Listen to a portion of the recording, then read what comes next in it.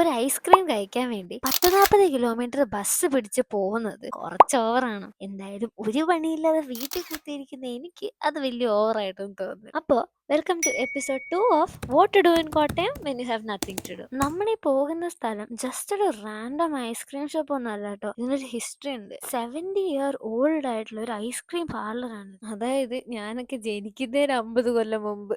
ഇടയ്ക്ക് ജസ്റ്റ് ഇത് പുറത്തേക്ക് നോക്കിയപ്പോഴേ ആണ്ട് മുത്തോലി ജംഗ്ഷൻ ബ്രില്യൻ്റ് ഉള്ള സ്ഥലമില്ലേ, അയ്യോ ട്രോമ നമുക്കറിയാത്ത സ്ഥലമല്ലേ, അതുകൊണ്ട് ചുമ്മാ നടക്കാന്ന് വിചാരിച്ച് ബസ് സ്റ്റാൻഡ് മുമ്പ് ഞാൻ ചാടിയാറ്. അങ്ങനെ നടന്ന് മറ്റേ കുരിശടി ടവറില്ലേ അതൊക്കെ ഉണ്ട്. ഭയങ്കര ഒരു ഏൻഷ്യന്റ് ഓൾഡ് ആർക്കിടെക്ചർ പോലെ. ഫൈനലി അങ്ങനെ നമ്മുടെ സ്ഥലം എത്തി. അങ്ങനെ കണ്ടുപിടിക്കാൻ പാടോ എത്തിപ്പിടിക്കാൻ പറ്റാത്ത സ്ഥലമോ അങ്ങനൊന്നല്ല. നമ്മൾ ഈ 70 year old ഹിസ്റ്ററി ട്രഡീഷൻ എന്നൊക്കെ പറഞ്ഞു കേട്ടോ. ഇവിടെ ആൾക്കാർ ചുമ്മാ സാധനം വാങ്ങാൻ മുമ്പ് എന്നൊരു ഐസ്ക്രീം തന്നേക്കാം എന്ന് പറഞ്ഞ് കയറുന്നൊരു കടയാണ് കേട്ടോ ഇത്. അറ്റ്ലീസ്റ്റ് എനിക്ക് അങ്ങനെ തോന്നിയ കാര്യം. ആൾക്കാരൊക്കെ വളരെ റാൻഡം ആയിട്ട് വന്നു പോവാം. പിന്നെ ഞാൻ വാങ്ങിയ സാധനം പുഡിംഗ് വിത്ത് ഐസ്ക്രീം. ഞാൻ അത് രണ്ടും കൂടെ അങ്ങോട്ട് മിക്സ് ചെയ്ത് ഒരു കഴിപ്പോട് കഴിച്ചു. നല്ല ടേസ്റ്റ് ആണ്. നമ്മൾ നോർമലി ഇപ്പൊ കഴിക്കാറുള്ള ഐസ്ക്രീംസ് പോലെ അല്ല, വേറൊരു ടൈപ്പ് ടേസ്റ്റ് ആണ്. ഐസ്ക്രീം ഹോം മെയ്ഡ് ആണ്. പിന്നെ പുഡിങ്ങും അടിപൊളിയായിരുന്നു. പാല വഴി പാസ് ചെയ്യുന്നവരാ നിങ്ങളെങ്കിൽ ജസ്റ്റ് ഒന്ന് ട്രൈ ചെയ്തിട്ട് പോവാട്ടോ. ടോട്ടൽ എക്സ്പെൻസ് എത്രയായിരുന്നു ഞാൻ ക്യാപ്ഷനിൽ കൊടുത്തേക്കാം. അപ്പൊ അത്രേ ഉള്ളൂ. ബൈ.